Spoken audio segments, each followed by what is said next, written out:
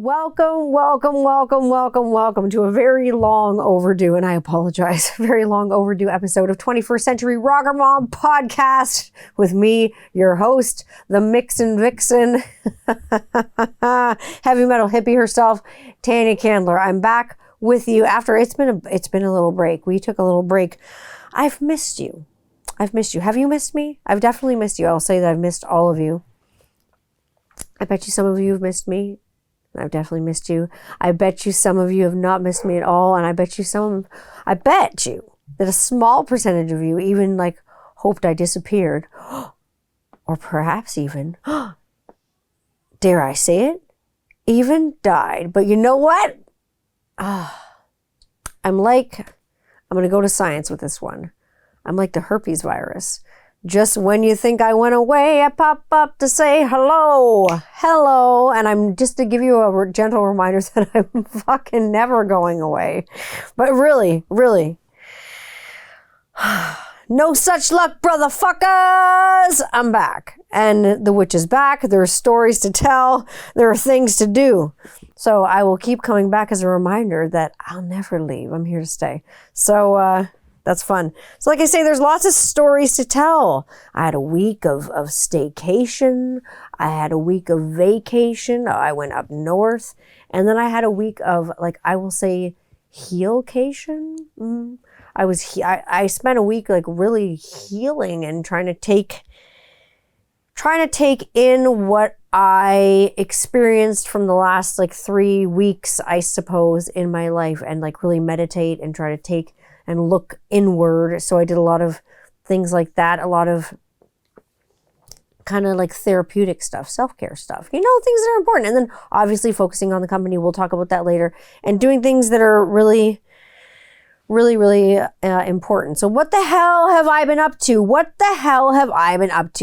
I tell you, all sorts. I started it off It started when I took the week staycation off. It wasn't really a complete staycation because most of it was really spent reading, studying, doing some more studying. I finished my courses ages ago, which is great. More researching and things like that.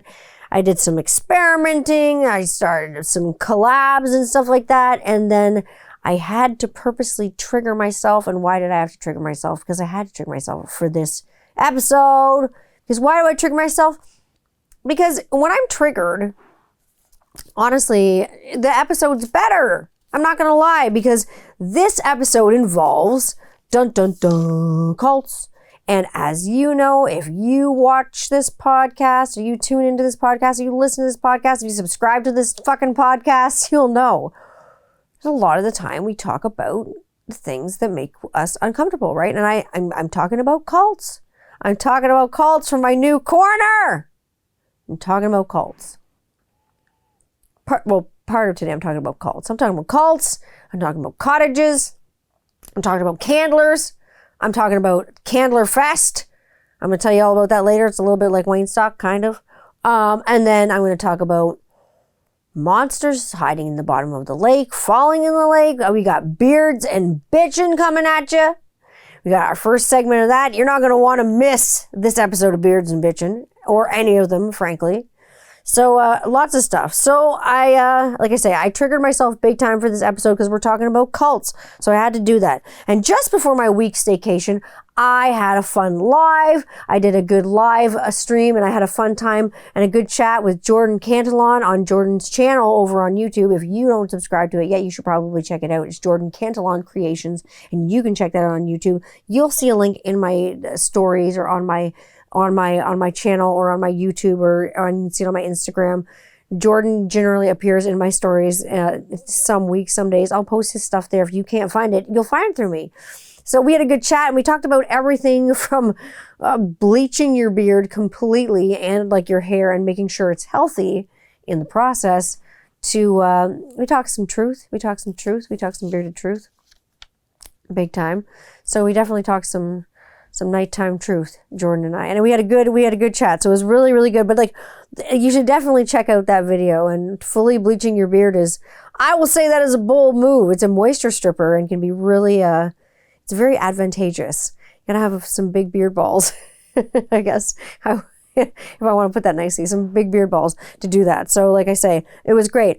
All this, like I say, circling back to triggering myself on purpose for this episode, because like the first thing I want to talk about, if you've seen any of the episodes like past, and if you've seen my Instagram, if you've seen any of my social media, you'll know. And if you've listened to any episodes past or watched any episodes past, you'll know that I'm a cult survivor. I was sucked into a cult, and it was not good. So now, after seeing that, this, like a few weeks ago, I kind of saw on Instagram that this cult that I used to belong to is holding a meeting at one of our public libraries in town.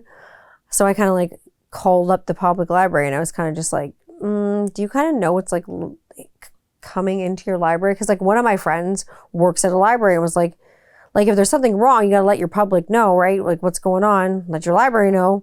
So I'm like, I need to talk to the librarian. So it's like, these people are going to come to your library under the guise of something else and call it something else. And this is actually how they recruit people.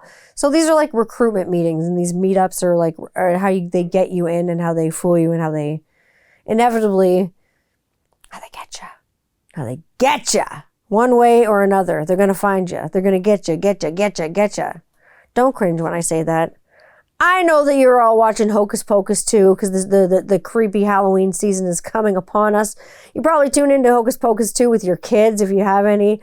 And if you're nostalgic like I am, and like even if you don't have kids, I tuned into it with my kids, obviously. I had a date night with my children and my partner. We had a great date night and watched Hocus Pocus 2. The kids, of course, thought it was hilarious. There are parts that I thought it was hilarious. I'm a sucker for the OG. Like, you know, I'm old. You know what I mean? Like, I'm old. I saw a lot of people like online, like my age, being like, oh my God, when they sang, I wanted to shoot myself in the face. I was like, dudes, come on, be cool. Age isn't made cool. Like, it was a lot. It was like really over the top. I love that there was drag queens in it. That made me happy. I love the lead characters in it. They were all really good. I love that Billy Butcherson and that guy Gilbert kind of like teamed up. I don't want to spoil it for you. It was really good. I thought it was fun. I thought in the spirit, it was not Hocus Pocus by any means. If you wanted to go see Hocus Pocus, then watch Hocus Pocus. Hocus Pocus 2 is in the spirit of Hocus Pocus, but it's not Hocus Pocus. So Hocus Pocus to that. So like I say, I triggered myself to talk about cults with you, and this thing struck a chord. So all back to the cults and recruiting sessions. So I may have let the library know just what they're letting into their library under the guise and under the group that they front under as like a group to study for like anthropology and like people studies and dream work and meditation and things like that. And that it got me thinking of cults, because truly, I will say unequivocally, no matter how long you've been out of the cult, there's always still a little bit of the cult that lives inside of you somewhere, whether it's in your psyche, whether you've been deprogrammed, you've been to therapy, you've done all the things. And I have done all the things to make sure that I'm healthy mentally and things like that. But like, you can, like, it's like saying, like, you can forgive, but you never forget. Like, dude, an elephant never forgets. And this elephant, I'm telling you, some shit just fucking sticks in your head, and it's in there. So I know a lot of you will not discuss any of this shit on your channel. You will not discuss religion. You will not discuss politics. Some of you won't even discuss, like I say, Star Wars, because of course, with religion and politics, there's the good and the bad. With Star Wars, there's the light side and the dark side. I know you want ever, but there's a lot of people who want to keep it super positive and super surface and super light. And, you know, I appreciate that, but I shoot from the hip. I don't pull any fucking punches on this channel. If you want that, fucking go elsewhere. When you click that button and you click this program and you click that to watch this YouTube video, whatever you want to call it, or you click the streaming button, that is you hear that? You know what that is? Click. That's the click. That's the click of consent. You just consented for me to be all up in your ear holes, all up in your eye holes, and tell you what is on my mind, or what is off my mind, or get off my mind what is on my mind with you. That is the click of consent. And if you don't like it, don't click it. Like, I don't care. I'm not here for the subs. I'm not here for you to buy me a fucking coffee. I'm not here for any of that stuff. I'm just here to shoot from the hip and just tell it like it is. So that's where it is. People are afraid, I think, if they're not positive all the time, that their channel will suffer. And to me, for me, just in general, that does not really align with my views, because if your channel suffers, it suffers, whatever. If your views, your political views, your religious views, your Star Wars views, your anything views don't line up with someone else's, I don't really see that as much of a problem as I do as more for an opportunity for a situation where you can have like an open conversation and like an honest conversation, and like you have a chance to hammer your point home, the other person has a chance to hammer their point home. You come from like both sides. You can kind of like have like a positive argument from both sides. I think there's a way to like constructively do that.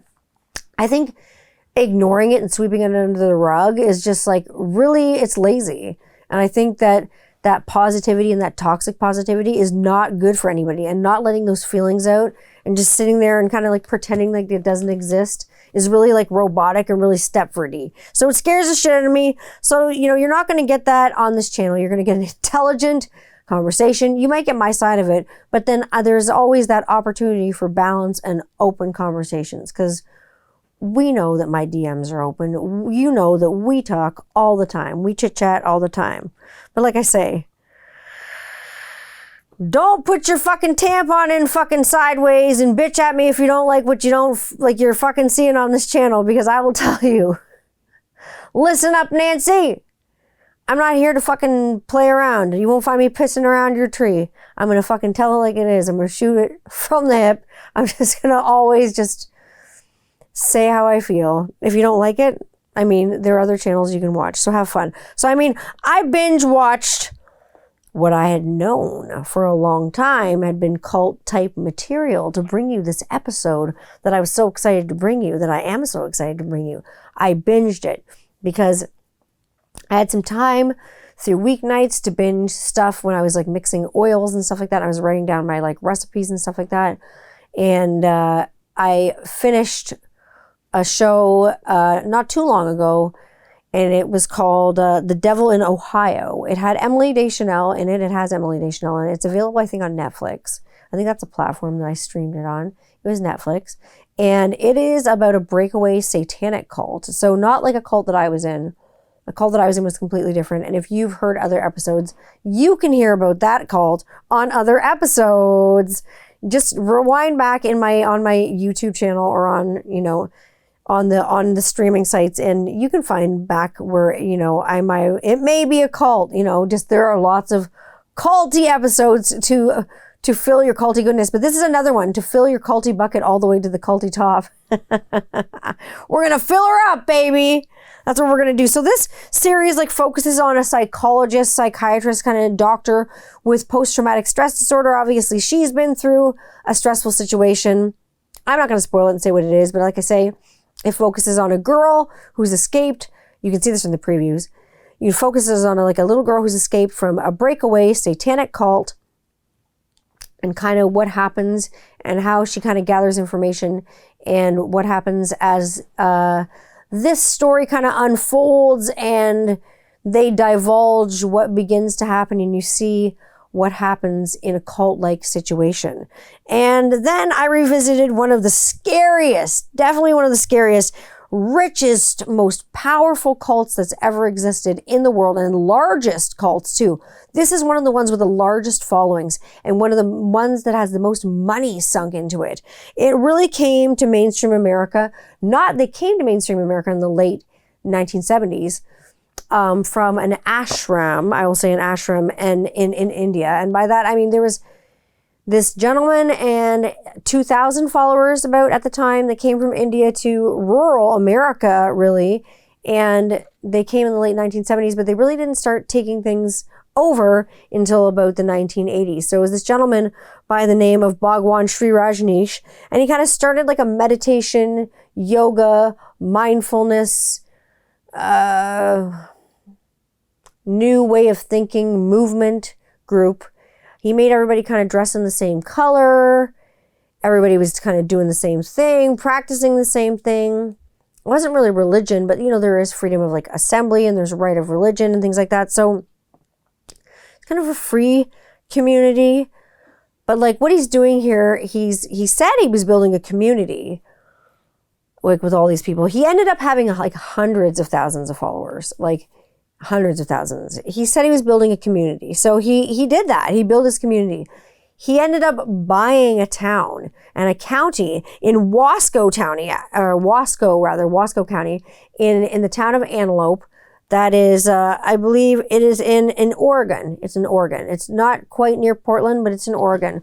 And Wasco County really, really suffered as a county, as a sleepy little town, especially the town of Antelope, that they took over. There was this kind of barren farmland that was available, and they had a ton of money. Like I'm talking, this guy had 17 fucking Bentleys. Who has 17 Bentleys? He just flew in from India. Like the guy had his own airline.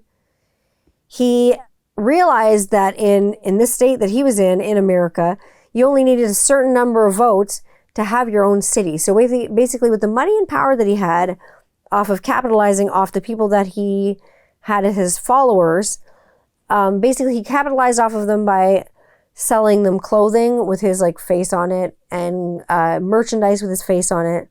So he was building a community, but he was also doing it while selling them things with his face on it. Pictures of himself, idols of himself, like, necklaces and different pieces of jewelry. I say putting them all in the same color, opening boutiques and then selling it to these people, building a community. Let's just really say what he was doing for real. Like he was building a brand. He wasn't building a community. He was building a brand, which was really himself. And then therefore, in the meantime, he ended up building an empire. The guy had more money than God. Than a God on earth. Like really, like I say that in jest, but I say that really, like 17 Bentleys. Who has 17 Bentleys? Things started going crazy. So like I say, he took over a town. He had his own lawyers. They basically, these people, so they went from calling it kind of Bhagwan, his nirvana and his kind of like place to be like Bhagwanville, to like his name was Bhagwan Sri Rajneesh. So they ended up calling this town, they ended up incorporating and becoming a city and having like infrastructure in this town. So they brought in money, but they also, with money, they brought in guns, they brought in tractors, they brought in roads, they brought in, but the guards, they brought in like crazy things, spies. They got really paranoid. They brought in all kinds of things. So the people in this town who were like small and like living there for a long time, we're kind of like, what are they up to there? They're all dressed in the same color. They're making noise at all hours of the night. Things are getting crazy up there. So, a few people in the town the one guy, his dad founded the town. The one gentleman they're speaking to when I was reading interviews and watching interviews with these people, his dad had founded the town. And now these people had come and just bought it. So now they changed the name of the town from Antelope to Rajneesh. Now they completely, edit that out completely. Now they completely changed the name of the town from Antelope to Rajneeshpuram. And all these people, his followers, were now known as Rajneeshis. And the Rajneeshis, they'd follow the Bhagwan, or Osho as they called him, when they called him, like he kind of achieved what I would call like a guru status. He had so many people following him. He was just this bearded guru guy who spoke. He didn't start speaking a lot in the beginning. He kind of had like an assistant to speak on his behalf. He kind of had like people to do it for him. And then after a while, he started getting more vocal with things and speaking kind of almost out against his assistants. Sometimes he'd contradict what they'd say, for him, but he'd always use them as a scapegoat. Things started getting crazy. Like Rajneeshpuram got its own police force. So it was taking over the police force that was in Antelope. Like it was like they were training their folks in the commune, I guess, and then there's community, to have guns, like really like major assault weapons, something was going on, and they preached peace and love and they preached happiness, but something was going on that they were really paranoid. So you found out that, there were guns, there was protection, there were drugs, there were spies, there were hidden recording devices, there were hidden, like just spy gear everywhere, hidden tunnels, all kinds of things. People's conversations were being tape recorded. People were being almost assassinated. Like, things were going down in this community that were just downright culty. Things were weird. People were having to lay all their money, all their possessions, all their things down to this man who they didn't even really know. There's this big old bearded dude who claimed to be some guru who just told it like it was. They just laid their money, gave their money and their time to him, chased an entire community away. They said they were kind of building a utopian dream when he was just building, like I say, his empire. And he had all these people kind of just do it for him. The man had something like I say, 17 Bentleys. So how did he end up in jail? What did he plead guilty to? Well, first, he tried to use a scapegoat, which was his secretary. Her name was Ma Anand Sheila. If you want to watch the documentary on this, it's called Wild Wild Country. And I think it's probably still on Netflix. I watched it because I own it, because I bought it, because I like it so much. But I have lots of books on it because I used to read about this particular guru a lot, because this one doctor I used to work with used to tell me about how bad he was in India and how he got this following of all these people and how he fooled all these people. So I wanted to know more about this cult. And he told me that it was a cult. And he lived in India. He taught there. He's a professor in India. So I'm going to take his word. So what did I notice? How did he end up in jail in 1984 for a biological warfare attack? How did this happen? So he basically made sure an entire county in Oregon was poisoned by poisoning their water supply with an open water supply well, and also had his followers poison like a salad bar at a restaurant with salmonella that was made at a lab in their community, in their commune, in their community lab, because they had lab people and scientists and different people from all walks of life in the community working for them and able to do experiments and things for them that ended up being really, really menacing. So he ended up in jail, I will say. But what did I notice this time around? I noticed that, he ended up in jail ultimately. Ultimately, you do that kind of shit, you're going to end up fucking busted one day, disgusted, never to be trusted.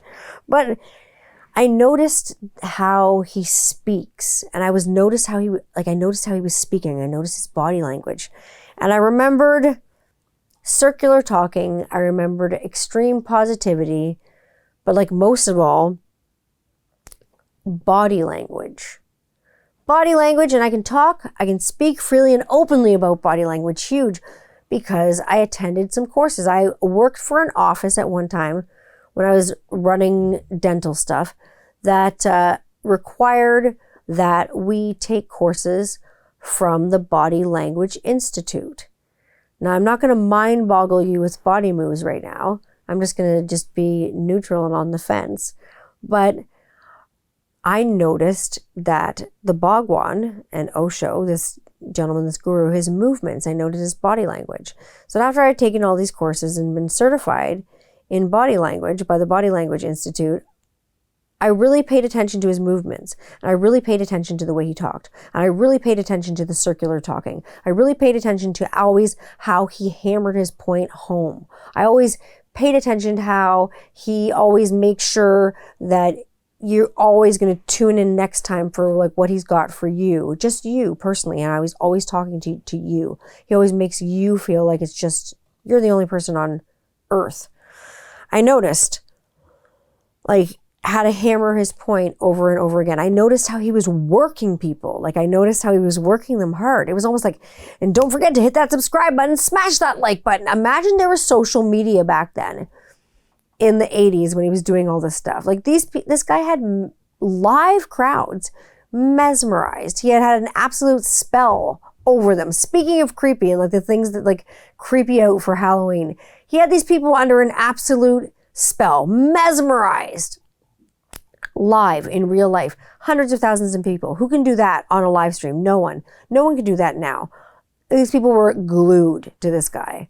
Like, absolutely hypnotic. So I'm sure some people could do it on a live stream, but not to this caliber, not to this. But if social media would have been around then, this guy would have been even more dangerous because he would have reached so many people. His reach would have been so huge, and the people he would have been able to get to around the world would have been so dangerous. Oh, you have no idea how bad it was.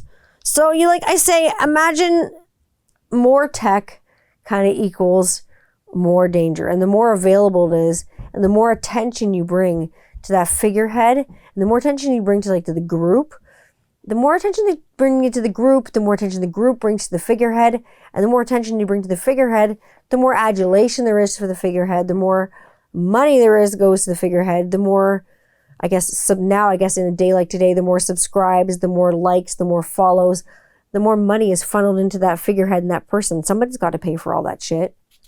Like even with this guy, the guy had 17 Bentleys. Who the fuck do you think was paying for all that shit?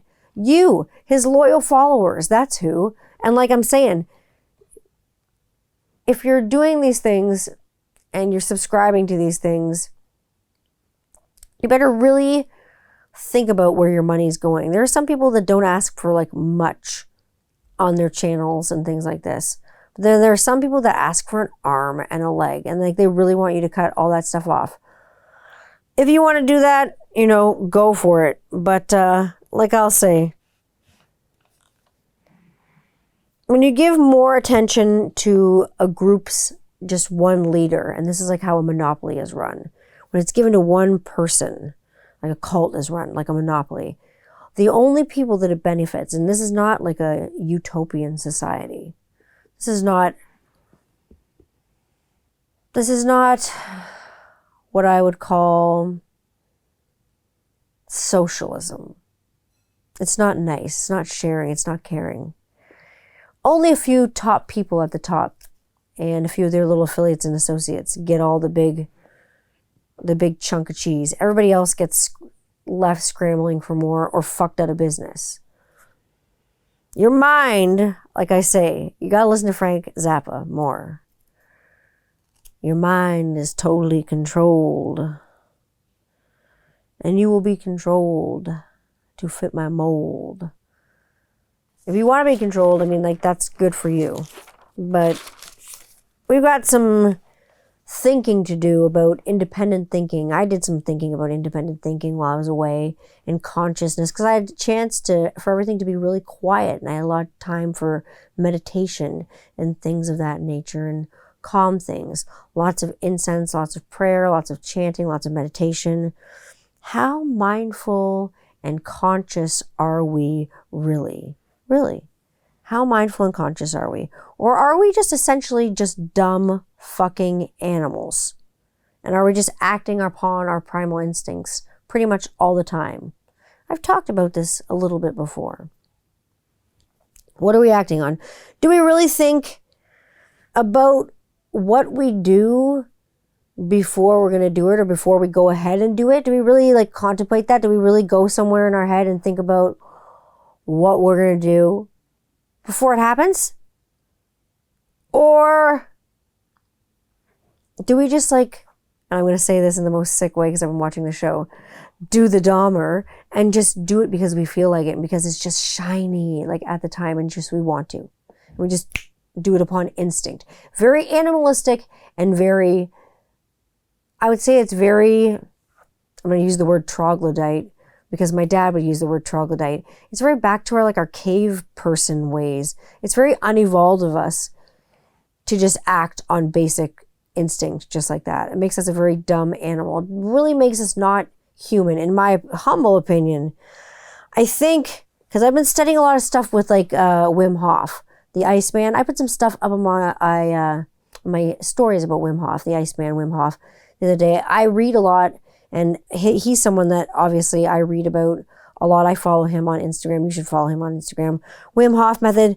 He was talking about how pain and emotional centers and feeling uncomfortable on purpose is important because those centers are the same. your same centers that take care of your emotions are the same centers that take care of like your pain and like your sickness and stuff like that. These are receptors in your brain. A lot of these are your neurotransmitters that are part of your opioid receptor system in your brain. And they're really important. So making yourself uncomfortable. So Iceman Hof has this, Wim Hof has, if you read anything about Wim Hof method, it's about getting yourself uncomfortable in ice water, ice baths, ice cold showers, getting yourself really cold, acclimated to that, making yourself uncomfortable, forcing your body into that panic situation on fucking purpose, to make yourself triggered on purpose, to get yourself calm again. And it really helps with your breath, because with that cold shock of that water or whatever it is, that ice, it takes your breath away, and it's mind-boggling. And Rob got me into cold showers, actually, and cold baths and cold technique and Iceman Hof. And a few of my friends do Wim Hof technique and Wim Hof methods. A few of them kind of follow Wim Hof. If you don't follow Wim Hof yet, you probably should. If you're not feeling calm, man, tune into Wim Hof. Like, seriously. This will kind of help you learn about your primitive self, your cave person self, like where that fight, flight, or flee response from your brain comes from. Where does that come from in your brain? Dun, dun, dun, dun. We got the letter A, and your A is for your amygdala. Your amygdala is like an almond-shaped little part of your brain. It's the frontal lobe of your brain. It's a small almond-shaped little part of your brain that is responsible for that response, that flight, fright, or like freeze response. Like, it depends what you do in that panic situation. So the Wim Hof technique and the Wim Hof method, I would say, is really good for kind of conquering that. So that's where the amygdala is. And it's still in the part of that cave people brain that we still possess today. I've said it many times before. I don't think we are as evolved and conscious and elevated as we think we are. I really don't think we're there yet. So like I said, I spent three weeks meditating deeply on all these things, and I obviously arrived at my mental magical destination just in time to realize what I needed to realize, and I mean I did. It's been an emotional couple of weeks. I will absolutely say that. And I think it's been an emotional couple of weeks for a lot of people. I think a lot of people have tried to get away from things. And that's why I went on vacation too. I went on vacation and I went off to get a hold and get my emotions in order and feel better about things and feel calm about things and feel good about things. And I admit it's been really, really extremely tough emotionally for the last couple weeks, even the last month. It's been hard, and it's been something like that. This is where the Candler Fest, and I've said this, it's not like Waynestock. It's not like Waynestock at all. I mean, there is singing. I'll let you know that. But this is where the Candler Fest stuff kind of factors in. I mean, anyone who tunes into this show or subs to my Instagram knows that you're probably aware, and I don't know if you've been to my lives or I've been to your lives or we've talked about this in any capacity, or you've reached out to me at all through DMs, and you know who you are. Yeah, you know that I lost my father very suddenly in this past February, and it's been a huge roller coaster ride for me emotionally, and it was really sudden, and I didn't really know what to do. So we only started memorializing him recently, and we memorialized him first we had some really, really good friends in early September. When he actually passed away, they sent us a card in the mail, and it was condolences and things of that nature when my dad passed away. And they bought him a tree, a large tree, because my dad was a tree guy, and he was a wood guy. He was a carpenter. He was a sailor. He was a captain, man. This is what he did. He played guitar. Everything was wood. Everything was wood. So, wait till you smell his scent that I have for him. Oh, would you believe it? Anyways, so we planted this tree. It was an oak tree. So my dad is now an oak tree, and I planted it with my uncles and his two brothers. My dad has two brothers, my uncles, and they're lovely. And I planted it with my children, my son and my daughter, and my partner, my husband, obviously Rob. And my sister came along, was there. My mom was there somewhere in the background. And we planted a tree for my dad, and we planted a big oak tree, and we kind of did things that my dad would dig. You've probably never seen anything like it in your life. When I say there was a candler fest, I really mean that it was, because it was done in absolute candler fashion. I will say that. I was wearing a Frank Zappa t-shirt. I mean, when I hadn't seen my uncles in quite a long time, and it was actually really emotional to see them. I'm probably going to cry now. Oh, it was actually really emotional to see them, because I hadn't seen them in quite a while, and seeing them was really something, because they look a lot like my dad, and seeing them was tough. But, like I say, you get it real on this fucking channel. Seeing them was tough, but hugging them and being with them was good, and having my kids be with them was good, and having them be with their great uncles that, like, they really miss their grandpa. And having that family connection and having all that family together was good. It was a good group of guys. So we dug a tree for my dad. And when I say we dug a tree, I started and kind of like fell over. It was really hot. And then Rob dug a bit. And then my son dug a bit. And my daughter was carrying buckets of dirt and mulch and hay and stuff like that. And my uncles dug a bit. And my one uncle, he works in the theater and always has. Hi, diddly dee, an actor's life for he. He does theater. My uncle's an actor. What can I say? And so he started singing Frank Zappa, because my dad loved Frank Zappa. So we did a little, she had that Camarillo Brillo. So he was singing Camarillo Brillo, and my son was just, she had a snake for a pet and an amulet, and she was breeding a dwarf, but she wasn't done yet. And my kid, like my eldest, who loves Frank Zappa, my son loves Frank Zappa, like loves him. And like only the stuff that's like appropriate. I can't let him listen to like Bobby Brown Goes Down or anything like that. I mean, I can't let him listen to, put it this way, so Frank Zappa songs that address social commentary on things like rape culture are not good things for all my kids to listen to right now.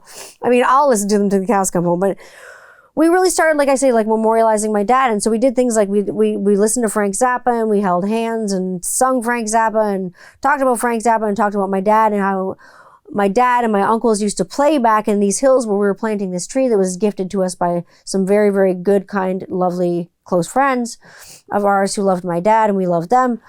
And as we planted this tree, we kind of said some words about my dad, and I had brought a guitar pick with me, and I'll tell you, when we got there, I couldn't find it anywhere. I brought a guitar pick with me with a hawk on it to plant with the tree.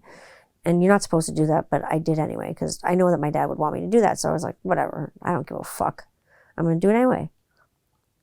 So I brought it, but I couldn't find it when we got there. So after we planted the tree, I read like some words that a friend who couldn't be present of my dad's from high school had actually written, who went to high school with my dad and his brothers and stuff like that. And after I read those words, all of a sudden this hawk flew over, and it kept flying over. It was my daughter who noticed it first. And even my sister was like, whoa, like there's like a hawk. And it's like we know about the meanings of whatever it means and everything like that. And there's a hawk on the pick, and I thought it was so weird and everything. So everybody got their stuff together, and we kind of walked back to the car. It was really hot. And then my little one, she like was fiddling around in the ground looking at milk pods and stuff like that, because my uncles, my kids' great uncles, were showing the kids milkweeds, and when they were saying, this is Thumbelina's bed, this is where my one uncle was saying to my daughter, this is Thumbelina's bed, this is where she sleeps. And my uncles were teaching my son like what's inside milk pods, and just kind of doing things that my dad would do, just sciencey things and fun things at the pond, like things that you dink around with at the pond. So they're showing the kids these things, and also my daughter bends over and she picks up something, and I'm going to hold it up right now, and it's it's this. And it's a pick. And it's my dad's pick. The pick that I couldn't find, that I brought with me, that I didn't know where it was. And she found it somehow, that I was supposed to plant with a tree after the hawk flew over and there's a hawk on it. Well, my uncles were both like gobsmacked. Their faces were both just like, no one could really believe it. So I think he was with us that day. So that was a lot. That was a lot. She had that Camarillo Brillo. What can I say? So I headed north after that, a staycation part for a vacation with just the immediate fam there. Just Rob and myself and the kids. We went north to Halliburton, to the cottage. And that cottage is on a lake that connects to the St. Lawrence Seaway. It's beautiful up there. It's really pretty. Like it's pretty scenery. It was windy as all hell. Oh my God, was it windy? Holy fuck. There are some windstorms, and I will fucking tell you about that. Oh my God. There are some windstorms up in Halliburton. Let me tell you, the shit blowing fucking everywhere. I almost got my ass blown, like drowned. I'll tell you that later. Like I say, we headed north to the cottage. It was a lot of driving. So I spent a week at the cottage. I spent it meditating. I spent it sailing. I spent it chanting, because I do Buddhism. I mean, I've never hidden that from anybody. I am a Buddhist. I'm vegan. I'm a fucking hippie, for lack of a better word. But I spent it like fishing with my kids. I spent it memorializing my dad. I spent it in the hot tub. I spent it watching silly B movies and DVDs. I think I watched Fear. I watched Lake Placid 2. I think I watched some Fast and Furious movies. I watched some weird horror movies. They had an extensive DVD collection at this cottage. That's the one thing it promised it had that it actually had. It promised it had a lot of things. It didn't. It did have a big lake that I got acquainted with. I spent the weekend like sailing. I spent the week rather. Well, not the week sailing. There were only a few days that I could actually be out on the boat because it was really windy, like really, really windy. But I spent it kind of grilling and chilling and illing and being a super villain and whatever. I spent it with animals. There were squirrels and chipmunks, and there was foxes and bears and coyotes and loons, oh my, and fish. And I spent it, like I say, fishing with my kids.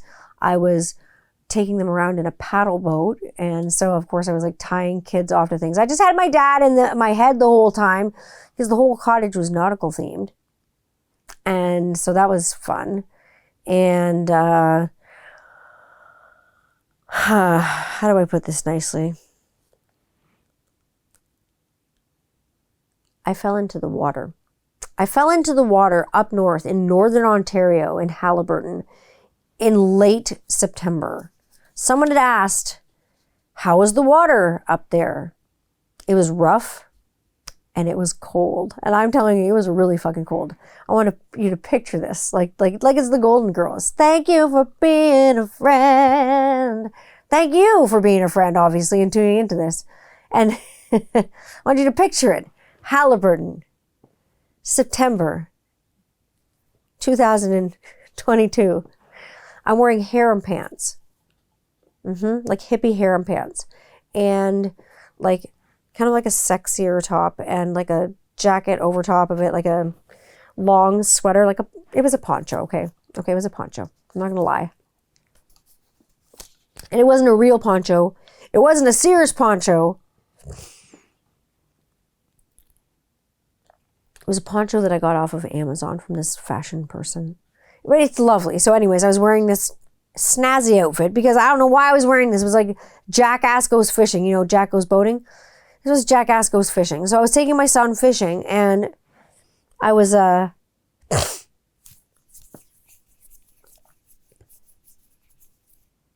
untying the dock and the boat, and my son was already in the boat. He was tied to one side of the boat with his life jacket on. I had my life jacket on, thank goodness. I had the backpack in the boat already with all his, he has diabetes, so I had to have all his diabetes supplies with me. I had to have his blood monitor with me. I had to make sure I have his emergency supplies, juice boxes, all the nine. If you have diabetes, you know. If you don't, read something about fucking diabetes. I'm not here to educate you. I can educate you if you want. Just ask me. So I fell in the lake and my son is absolutely killing himself. So we're going fishing. He wants to go fishing. We want to go boating. We want to go. Come on, Mom, let's go. So I'm in my life jacket and I fall. I dump my ass because I go from the boat. One leg is on the boat and the other leg is on the dock. And I've got one tie on him and the other tie is still on the boat. So I'm trying to get it off and my legs just go like this. So I kind of like fall into a T. I just let myself fall in the water. And it was fucking like deep. Like it was up to the tits. So what did I do? What do you do if you fall into freezing fucking frigid ass cold water and your kid's there? Like your kids are watching. Remember this. Your children are watching you. You're a fucking role model for them. What do? Did I give up? Fuck no, I didn't. I did not give up. I got my kids at the cottage. I was freezing my butt off. But so the kids are at the cottage. I want them to have fun. So I go up to the cottage. I get my son to come with me. Everything's dry. He's killing himself laughing. And he rolls up onto the dock. He's fine. He's dry as a bone. I'm soaked. So I go and I change my pantaloons. I change my shirt. I get in some dry clothes. Like I literally get into my hunting gear. It's like camo at this point. And Bob Seeger, I'm eager for some Seeger, and I get back in the boat. We get our fishing gear and we go. And that means that the fish are not biting this day. I fall into the water. It's not a fucking good day. This is September the 20th, I'm going to say. This is before the last day of summer. Because I'm going to say I remember the last day of summer well. Now, while all this is happening, I have my dad in mind. Because my dad is the sailor in the family. Obviously, not me. But apparently, I proved to be more of a sailor than I thought I was. But anyways, I let go of my dad on the last day of summer. And I will say I burned incense. I said prayers. I said kind words about him. Said things that I thought about him. Sang his favorite songs. And let go of my dad. And then, as that happened, 5 minutes later, I'm out in the middle of a lake. Just some lake out in the middle of nowhere. And you know the song Row, Row, Row Your Boat? I didn't have a motor, okay? So I'm with my son. All of a sudden, my dad's at rest. Finally, he's with the things that he loves. He loves the water. My dad's a water baby. Another Aquarius, just like me. The dawning of the age of Aquarius. Well, the dawning of the age of Aquarius was fucking lightning and water. Like the thunder started to come across the lake and the sky started to darken like the fucking nothing. Turn around. I was like, row, row, row your boat. My son's like, I don't know even how to row a bicycle. I'm like, you don't row a bicycle, you ride a bicycle. So I'm like, so here we go. I was going hard, man. I had to go really hard. And you can't panic because you're in front of your kids. And so I had to keep super calm. But I was like, dude, like, let's row. So we go and he rolls up into the dock and I tie the boat off and I roll up onto the dock too. We both got our life jackets on. The boat's tied off, cover it up. And that's the last time we could go on the boat because it was so windy after that. We get up on the dock. It just starts absolutely pouring. It is a downpour. So I'm like, get up to the cottage, babe. Like, get up to the cottage, honey. Like, so we got up to the cottage. Made sure we got dried off. We had a tubby, like as I'll call it. We had a family hot tub. We all put on our bathing suits and hung out in the hot tub. It was fun. The kids loved it and whatever. So the kids love hot tubs and stuff like that. So next morning, after this like pouring rainstorm, and it was freaking crazy. We had a few crazy ones. Even as the day we were leaving, it was nuts. I was glad we were leaving because like there was a lot of rainstorms up there and they were like scary. When you're in a cottage, like way up in the middle of cottage country in Northern Ontario, there's not like cities like near you to hunker down in. Like you're in trouble if there's a storm. So it's not funny. It's not like when the power is out in cottage country, it's a little different than if the power is out in the city. So next morning, it's as calm as a freaking cucumber. The lake is like fucking glass. There's a little bit of a wake, right? So Rob says, I'm going to take the boy. I'm going to take my son. It's like, you know, dad and son go fishing, father and son fishing time. So my daughter and I are hanging upstairs with the dog because you're at this cottage and you're not allowed to let the dog like be, if you're going to bring an animal, you have to make sure that the dog is going to be by your side at all times. So I was not allowed to take my eyes off Willie Nelson. So Willie Nelson was not allowed to be left by himself. So Willie Nelson and me and my daughter are hanging out in the cottage, and we're just drawing and playing cards and dinking around and stuff like that. Like literally, we've been trying to get bites all the day before, and we even got like this stupid fish who my son named Grabber, to grab the hook and get worms off the hook and just take them. It was eating all the worms off the hook. I was pissed because I pay a lot of money for those worms. They come in vending machines up there. It's amazing. So anyway, so is beef jerky. And then the kids love that, of course, because the kids are not vegan. They don't subscribe to my plant-based lifestyle. And I don't make them because it's their choice when they're 18. It's their choice. Right now, it's whatever they need, and their nutritionists and their doctors say for them. That's what I follow for my kids. I follow science. For myself, I follow my gut. And my gut says, I cannot eat meat. May be good and may be really awesome for a lot of you. I see a lot of you with your meat dishes and they look amazing. But my tummy just does not accept it anymore. I don't know if it's an age thing. I don't know what it is. But seriously, he goes fishing. He and Rob go fishing, my eldest and Rob. They go fishing. And literally, they dip the hook in the water. Within 15 minutes, they're screaming their heads off, coming up the stairs, pulling smallmouth bass out of the lake, crazy. And I was like, oh, Grandpa told kind of all the fish that you were coming for him. And he kind of loved that. And so then I took him fishing again. And then I was fishing with him. And we were pulling smallies, like smallmouth bass, out of the lake, it was fucking, crazy. Unbelievable. It was all catch and release, obviously. We didn't eat or kill any of the fish. They all swam away. But absolutely, we had a net, and we had my dad's net and stuff like that. My dad really, he liked to fish and sing like that, but I didn't want to butcher anything, and nobody needs that traumatization. It's just too much. I don't want to show my kids how to clean a fish, or they won't want to eat fish. So anyways, I will say, for the abundance of fish, thank you, Dad. We were pulling in fish like it was nobody's business with a bright pink fishing pole, which is the funniest thing. I think there's other people fishing and they're getting nothing. And I got serious fishing gear. I've got a bright pink fishing pole with a bobber on it and a hook and just a worm. Just fishing off the dock, just pulling in smallies and then just letting them go. And people look at you when you fish and you release them. They're what's wrong with you?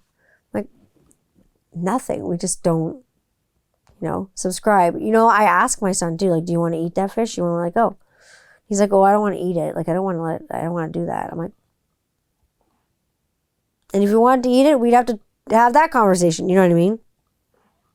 So anyways, the cottage, like I say, was nautical themed, and it was a nice break for us to go away as a family. We needed to be away as just the four of us.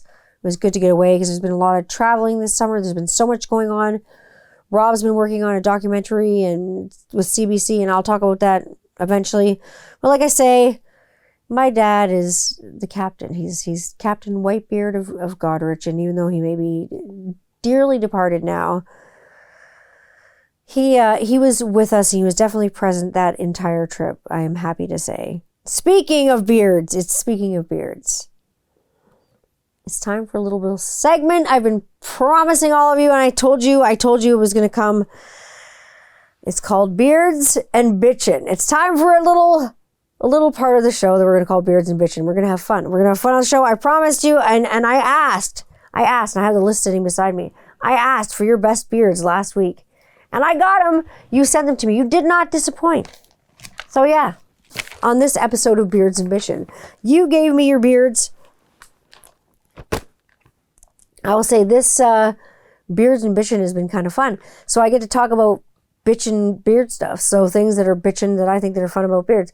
So I hand delivered a few weeks ago. I got to go to a festival. I went to the Close to the Edge festival, which was amazing. There are a lot of great artists there, not just musical artists, but artisans and vendors. And there are a lot of great artists there as well, like visual artists, painters, chalk artists.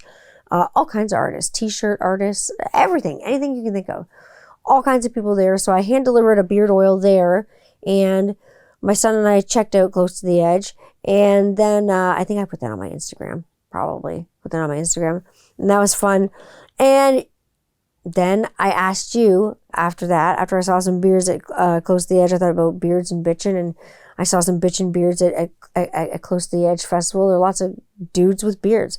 And that made me think, who are your favorite beards? And like I say, when I asked you, you did not disappoint. I got yours. I got Rob Halford. Oh, good choice. Good choice. I got Santa Claus. Who the hell couldn't pick Santa Claus? Like, really? Santa Claus has probably got one of the most majestic fucking Snow White beards ever. I love Santa Claus. Anyways, Merlin, obviously Merlin, Knights of the Round Table, and Merlin in like the Disney movies, you know, to and fro, that's what makes the world go round. Merlin, the magician. Everyone knows Merlin. Gandalf, especially if he's hitchhiking. Everybody fucking loves Gandalf. Anything Lord of the Rings, because I've heard a lot of stuff about Lord of the Rings, like Gimli, son of Glóin. Absolutely, I agree. Anything Lord of the Rings, you know, dwarves, anything dwarven, anything bearded from rather the Lord of the Rings, like is cool with me. Like, super cool for me. I'm partial to dwarves though, because they're bearded. We got Beardathan Davis. Someone wrote Beardathan Davis. I'm only gonna assume that is Jonathan Davis, probably from Korn. He has a sick beard. We got Braun Strowman from the WWE. Sick beard. I agree. James Root from Slipknot. Again, another sick beard. Zakk Wylde, another great beard. Psycho Stick, members of the band Psycho Stick. They're American comedic, they're like a metal band, but they're like funny. I don't know if you've heard of them. I have, obviously. Some of my favorite beards, like mine are funny. I don't know, some of them are lame. I put Jack Black, definitely. Jack Black is funny. Like, as you can see, I think Jack Black humor is hysterical. If you saw anything of me like squirting by the conditioner I made into my hand, talking about blowing a load in the party zone, like I think Tenacious D is hilarious. Like, so funny. So him, Kyle Gass, obviously. Anybody in Tenacious D has a great beard. For me, Vinnie Paul, obviously. Pantera. There's a band of beards right there. A lot of metal bands have great beards. The guys in Anthrax, like, have great beards. Scott Ian has a good beard.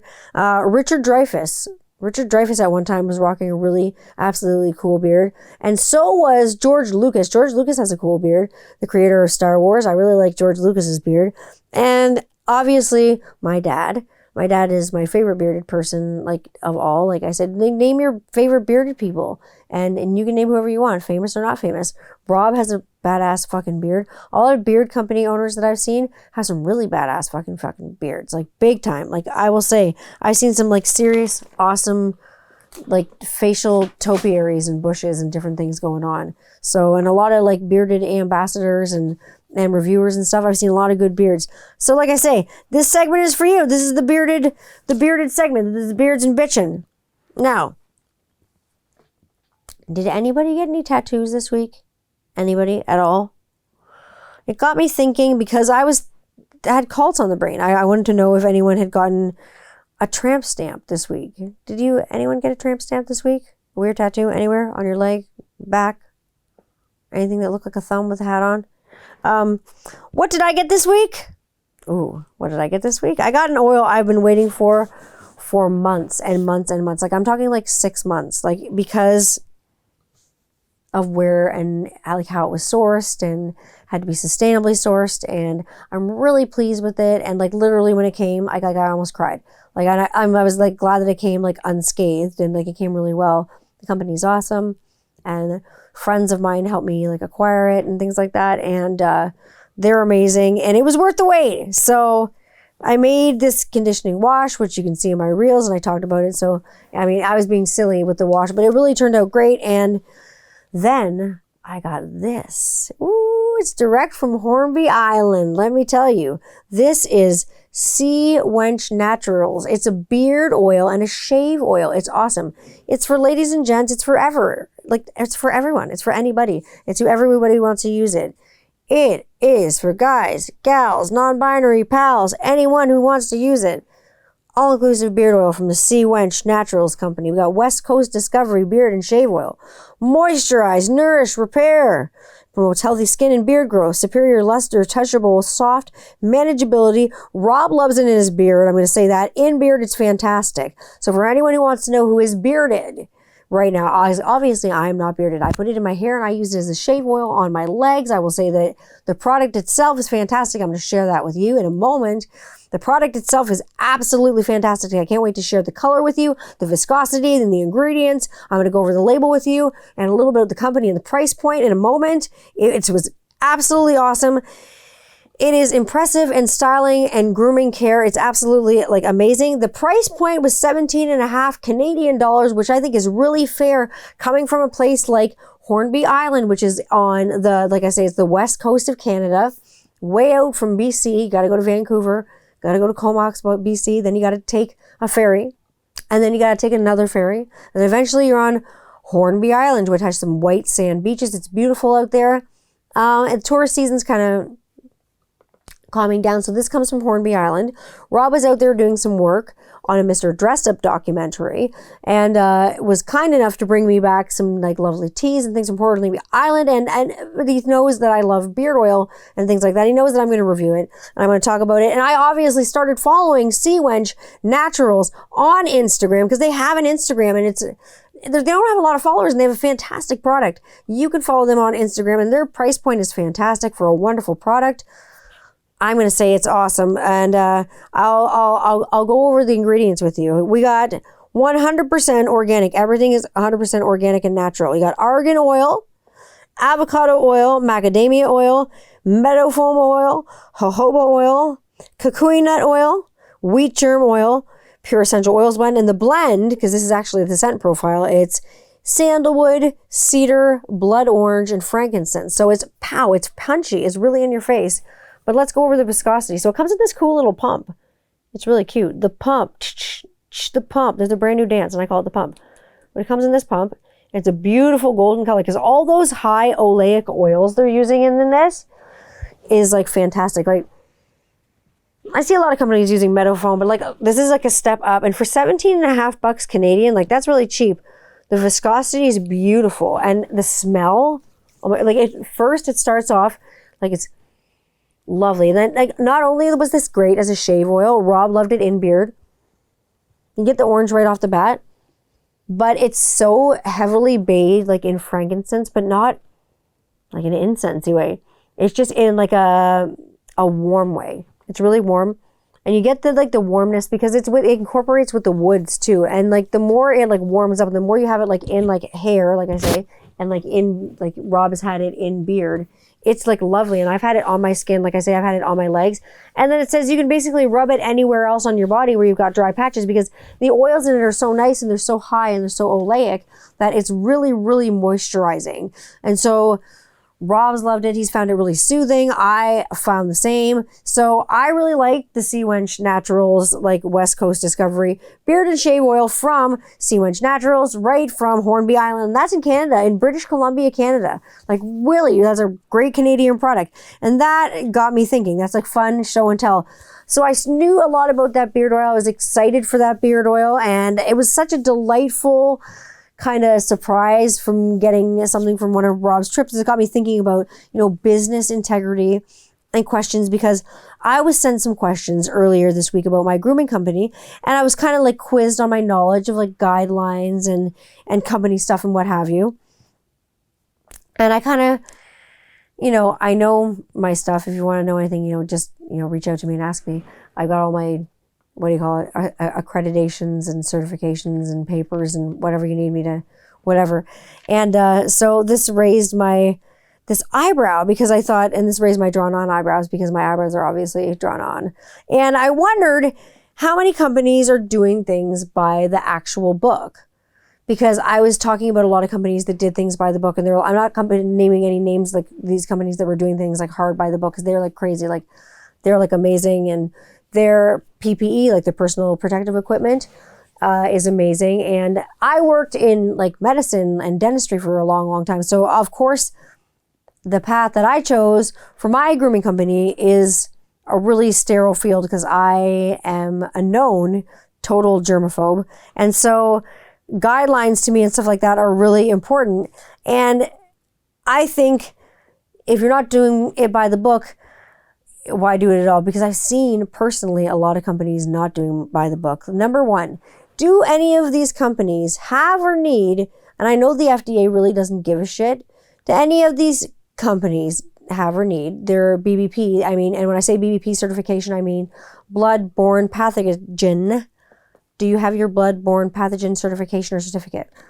I don't know if you know this or not, but hepatitis, I don't care what letter you're rocking, can live in something, in a substance, whether it be beard oil, hair wash, beard oil, wash, conditioning wash,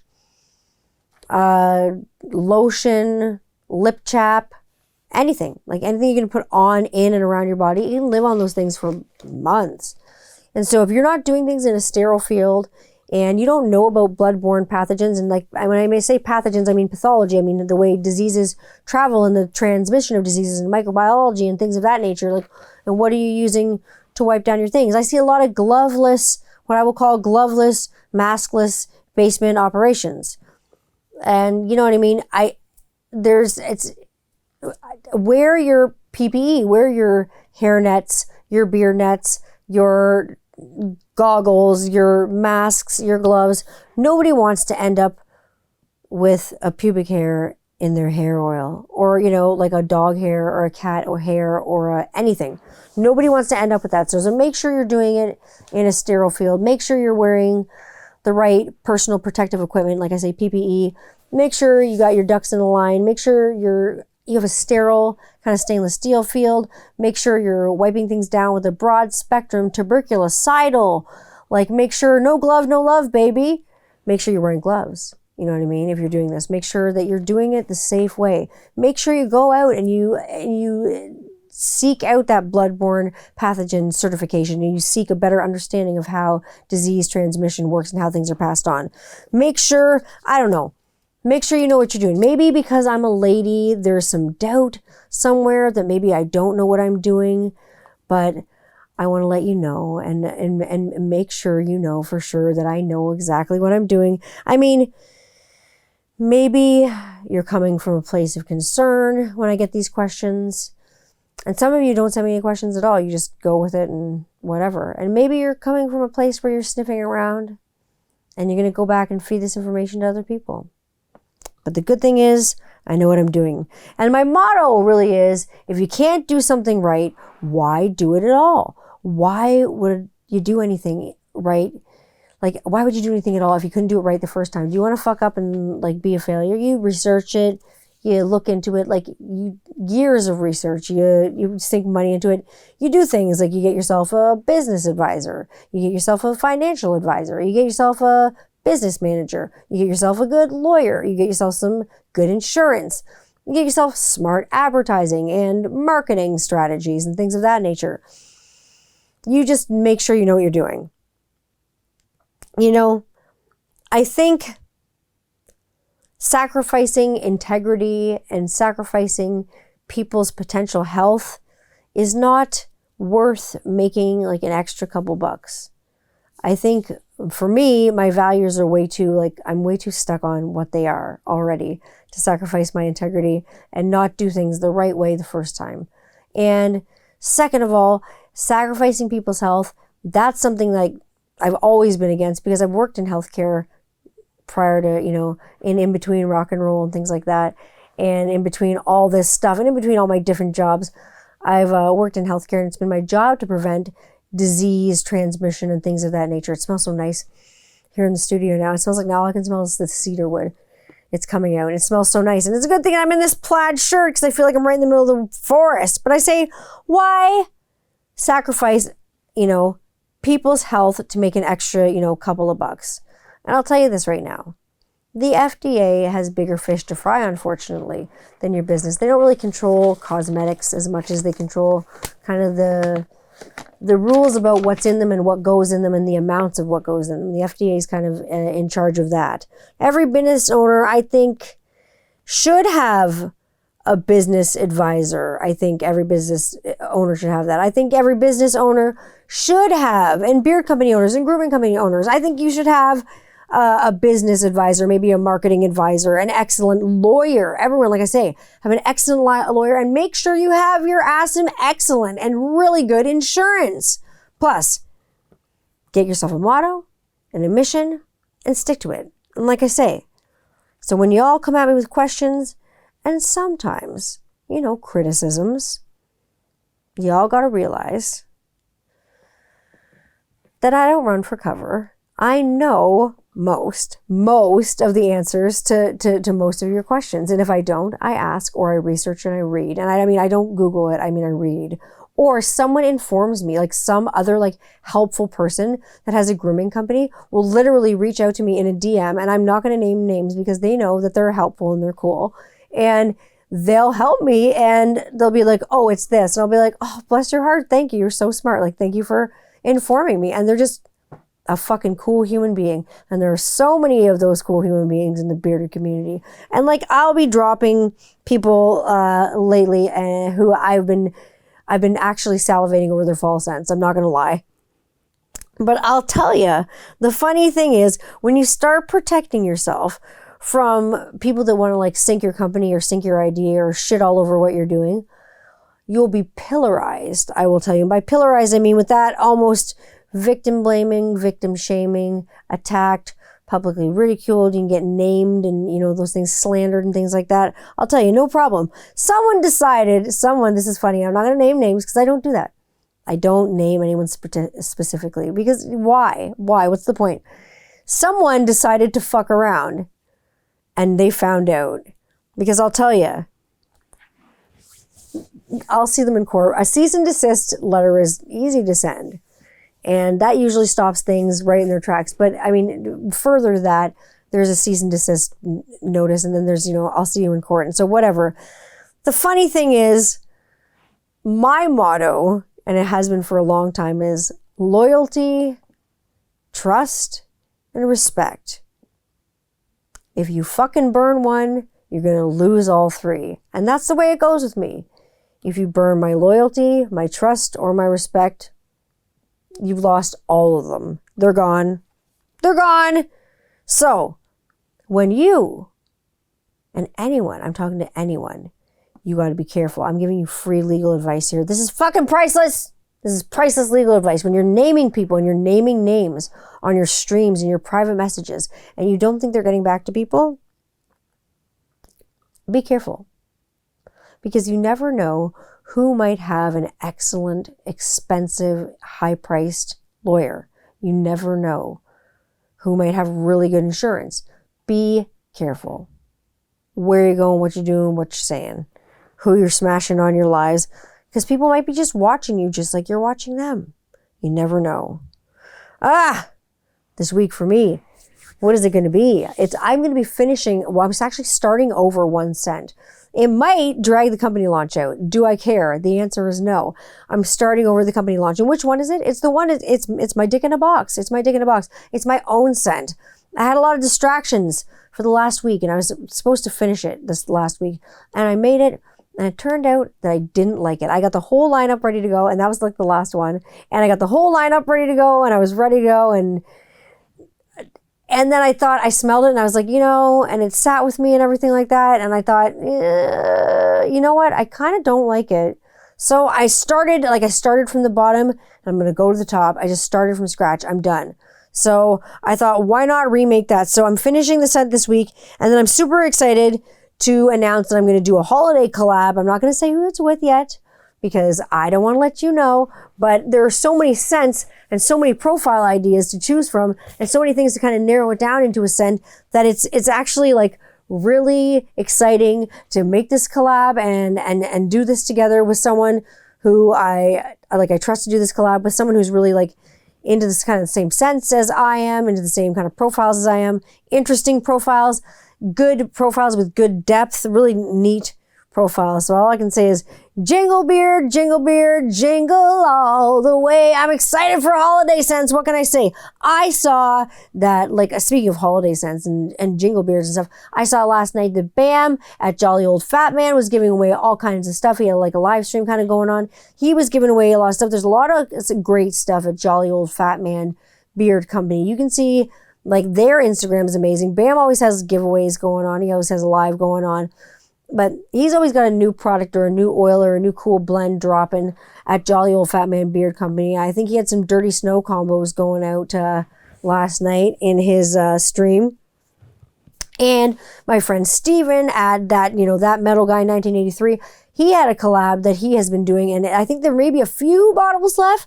Maybe a few bottles left of Hops and Glow. His collab, and it's got like it's a hop scented beard oil where the scent profile kind of changes throughout the day, and then also the bottles glow in the dark, which is how badass is that. You can see that at that Metal Guy 1983. He did a crazy collab there. I'll probably post it in my stories, and you'll see there's probably a few bottles left. I'll put up the link so you can get it if you want. I saw that Mythical Beards had some wicked scent drops. I saw that Andrew was dropping those on I think last week probably. I'm trying to think when it was, but he had some great scents. And you hit me right in the feels, you hit me in the feels, like I say, you hit me in the feels is all I can say with dropping the scent for your dad, because like I say, obviously I'm dropping a scent for my dad as well, and that hit me in the feels. Iowa has dropped some wicked scents, and they always have really wicked seasonal scents. Like Justin kind of has a nose like a bloodhound. What can I say? All those things kind of mixed together always come up with such a magical blend. Like a lot of Iowa beard companies scents, especially for fall, especially seasonal scents, are staples in this household. Like Rob loves a lot of the Haunted Mansion lineup, and I do as well. I'm going to say I'm impartial to it. We love Disney World as well. What can I say? I got everything to say about it. They're just, the profiles are always huge, and they're always smashing. They're always well put together. They're always layered perfectly. The top notes, the mid range, and the base notes are always perfect. Everything's spot on. That's one company that has some scents that are smashing. Ferocious Beard Company has some great scents out there. They got some great scents that they just dropped and they've just released. They got tons of stuff if you check out Ferocious Beard Co. Beard Brothers has a bunch of really juicy scents that came out. I've seen the reviews that have come out. So I've seen the reviews. Obviously the reviews are in. The people have spoken. Beard Brothers, the reviews are out. The votes are in. People have said they really like these companies, these blends, these oils, the smells, the scent profiles. They're great for fall. Now, why would I name other beard companies and other grooming companies that release oils and stuff? Why not?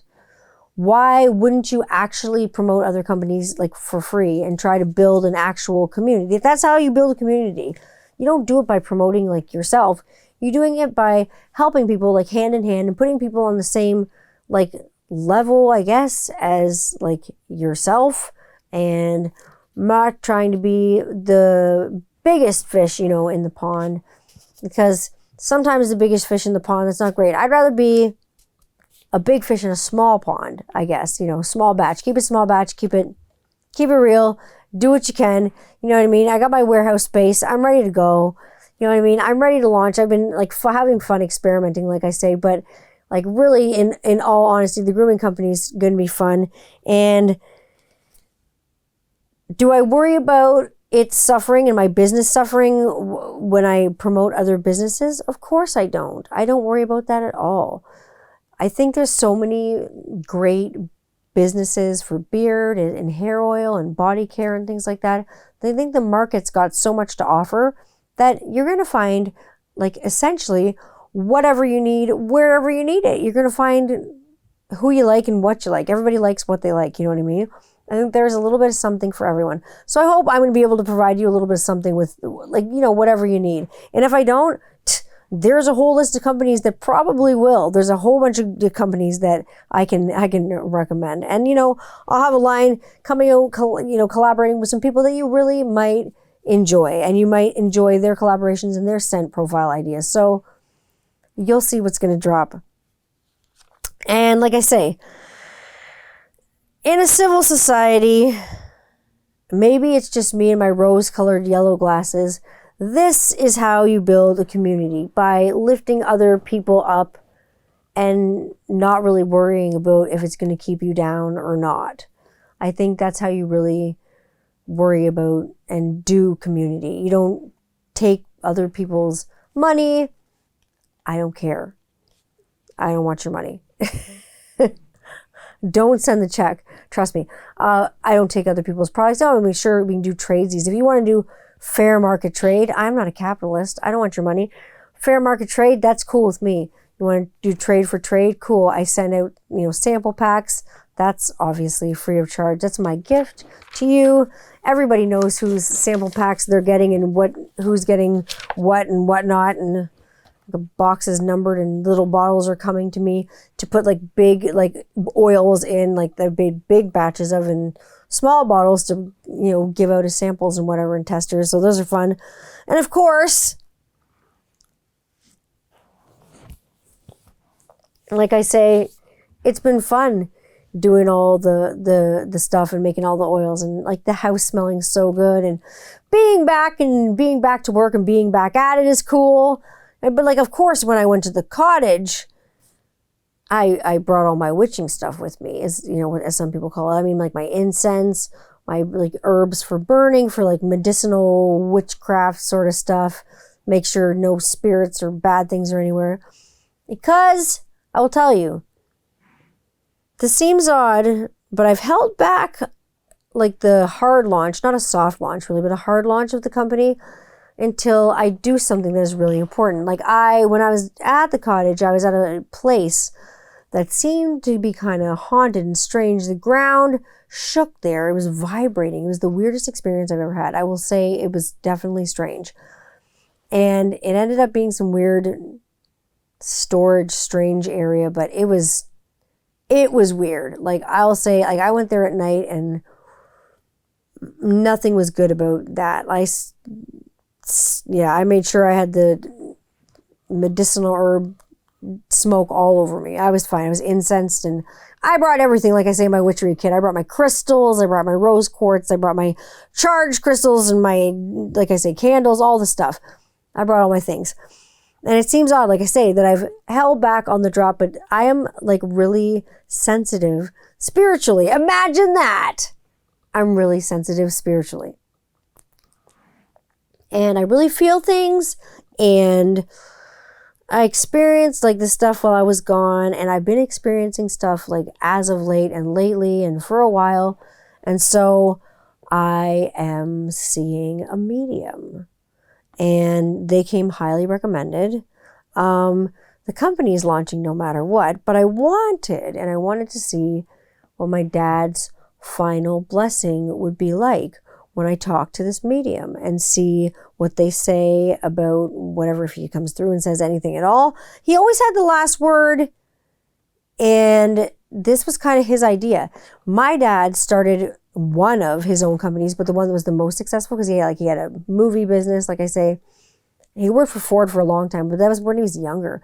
He had a TV shop, and he had a movie business. He had movie stores, and sold movies and rented movies at rental shops when that was still a thing, when we rented movies.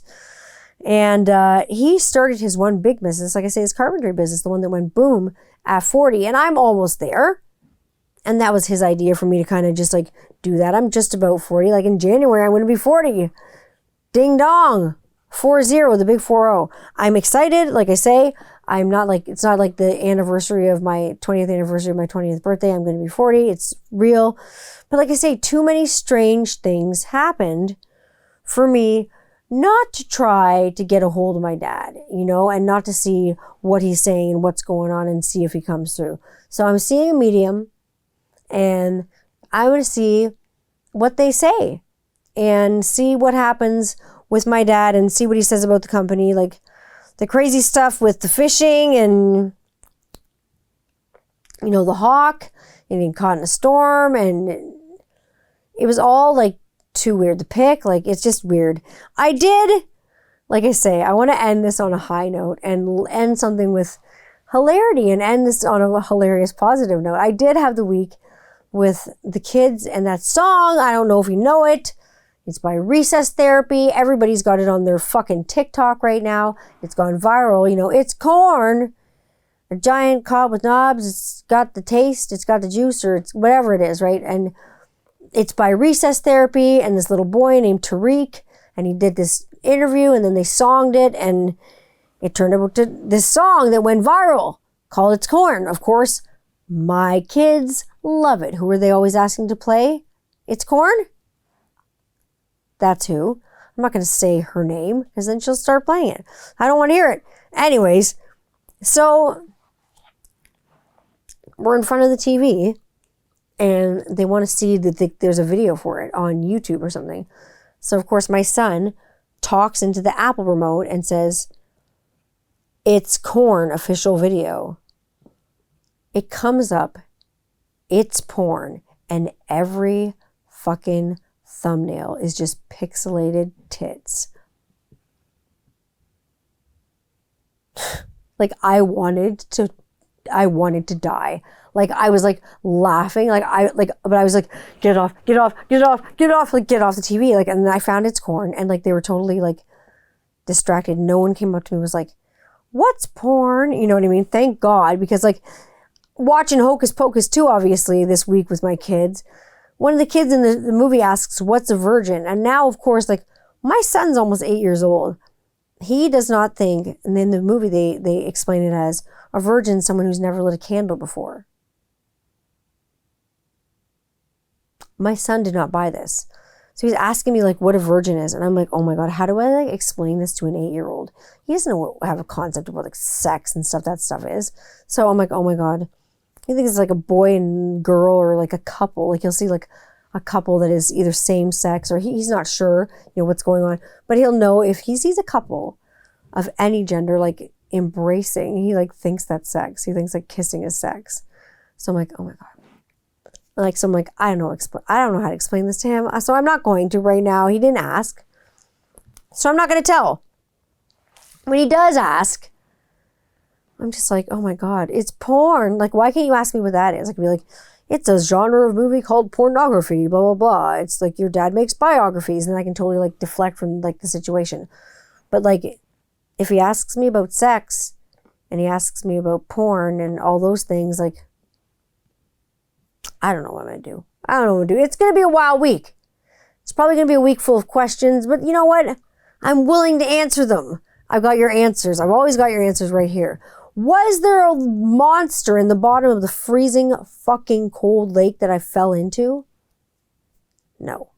Were there monster fish in there though? Know what? No wonder they say there's a lake monster that lives there.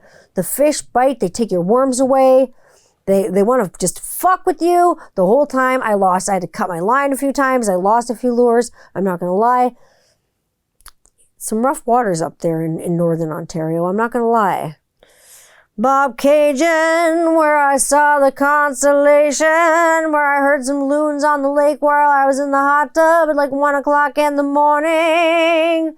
Seriously, creepy how quiet it is out there when you're just like sitting in the hot tub and kids are sleeping and you're just in the hot tub with your partner and all you can hear is loons on the lake and like maybe a coyote.